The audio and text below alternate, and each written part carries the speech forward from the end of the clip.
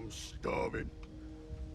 We ain't had nothing but maggoty bread for 3 stinking days. Les orques de la Terre du Milieu sont des ennemis constants tout au long de l'histoire du Seigneur des Anneaux, mais n'ont pas tous été créés de la même façon. Bien le bonsoir, mesdames et messieurs.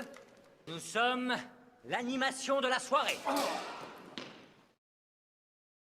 Il existe une grande variété au sein de cette race, avec des variations selon la région où vivent les orques, la manière dont ils ont été élevés et leur rôle au sein de leurs hordes respectives. Tolkien a décrit ces êtres comme le reste de ces races de la Terre du Milieu, mais a développé leurs différences dans ses diverses notes, lettres et ouvrages tels que le Silmarillion, créant une image relativement complète des différents types d'êtres orques.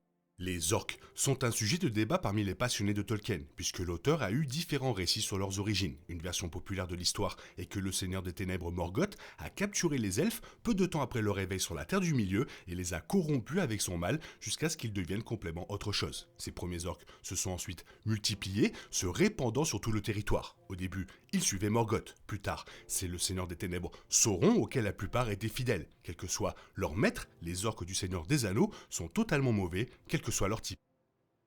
Certains des premiers orques vus dans les livres sont ceux qui vivaient sous la montagne brumeuse, puisque ce sont eux que la compagnie de Bilbon et Thorin affronta dans le Hobbit. Ils vivaient dans d'immenses colonies souterraines dirigées par divers rois et dirigeants tout au long de l'histoire de la Terre du Milieu. Les orques notables des montagnes brumeuses incluent le Grand Gobelin, Azog et Bolg.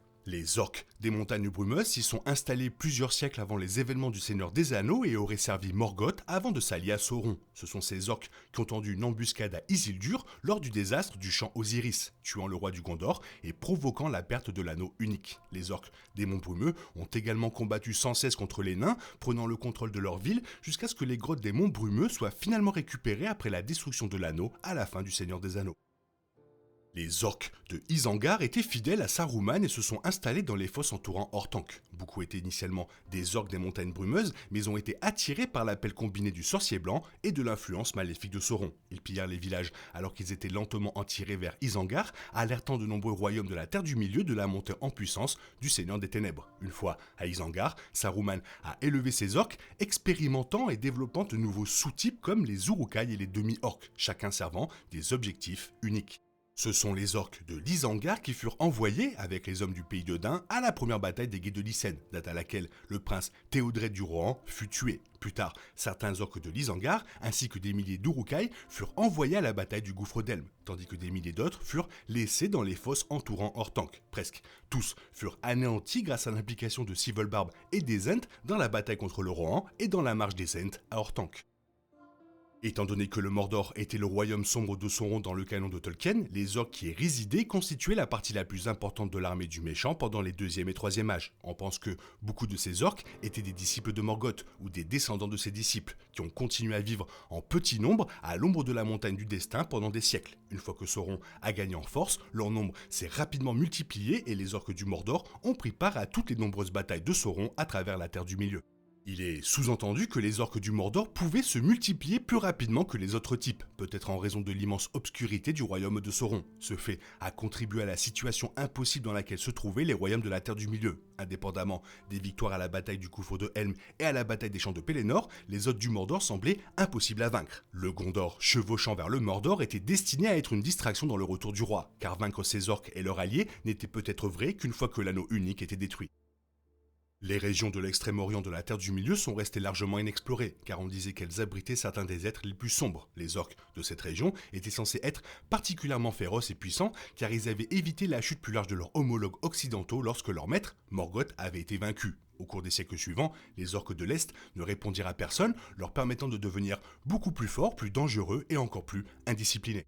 Les orques de l'Est sont devenus si nombreux et sauvages qu'ils ont mis du temps à obéir à Sauron lorsqu'il a exigé leur allégeance. Ceux qui rejoignirent leur homologue du Mordor étaient connus pour assassiner et consumer même leurs alliés, ce qui leur valut une très mauvaise réputation, même parmi les orques. Bien qu'un grand nombre d'orques de l'Est aient rejoint Sauron au cours du 3e âge, on pense qu'un nombre encore plus important d'entre eux sont restés derrière. Par conséquent, on suppose que l'Est était toujours en proie aux orques sauvages jusqu'au 4e âge, même après la chute de Sauron. Les demi-orques ou hommes gobelins étaient le résultat de la production d'hommes maléfiques avec des orques. Selon Tolkien, cela a été fait pour la première fois à l'époque de Morgoth. Le Seigneur des Ténèbres original corrompait les hommes afin que leur esprit et leur comportement ressemblent à ceux des orques, leur permettant de s'accoupler avec les orques existants pour créer une nouvelle race plus grande et plus puissante.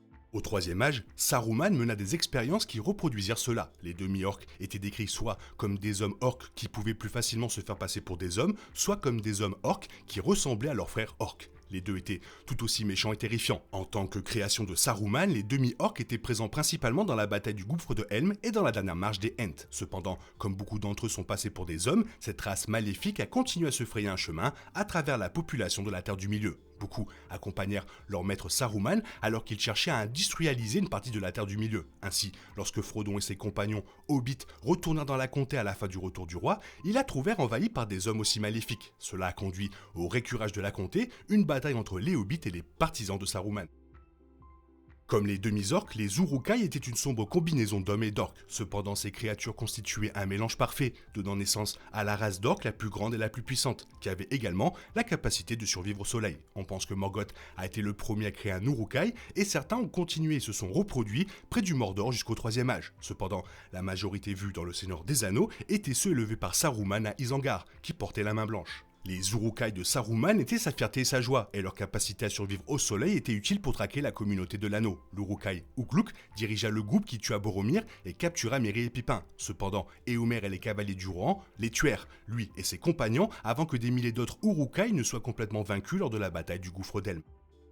Chaque population générale d'orques contenait des Snagai et des Snufflers. Il s'agissait de la classe la plus basse. Les Snagai étaient responsables du travail manuel, comme construire, creuser, abattre des arbres, chasser ou parfois se battre. Ils étaient les plus petits des orques et n'étaient considérés que comme de la racaille par les plus grands Uruk-hai. Comme les Snagas, les Snufflers étaient petits et modestes, même s'ils différaient quelque peu quant à leur rôle. Ils étaient encore plus petits que les Snagas et étaient connus pour être d'excellents pisteurs dotés d'un odorat développé. Les orques Snufflers étaient également rapides et capables de parcourir de longues distances après une marque. Plusieurs smugglers accompagnaient les Uruk-hai à la recherche de la communauté de l'anneau dans le Seigneur des Anneaux, et ils ont également été mentionnés comme étant présents lorsque Sam et Frodon ont infiltré le Mordor.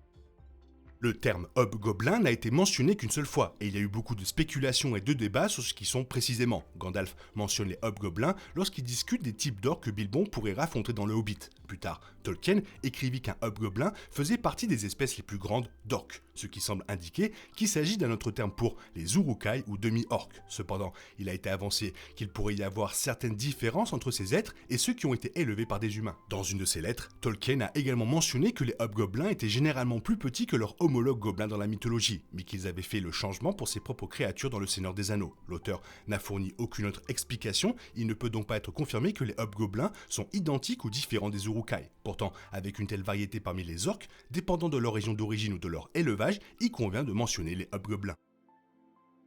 Voilà, toujours sympa de différencier les différents orques. Toi, qu'est-ce que tu en penses? Fais-moi part de ton avis dans la zone commentaire. Sinon, il est temps pour toi de reprendre le cours normal de ta vie. On se retrouve bientôt pour une nouvelle vidéo. Bisous, bisous, bye bye.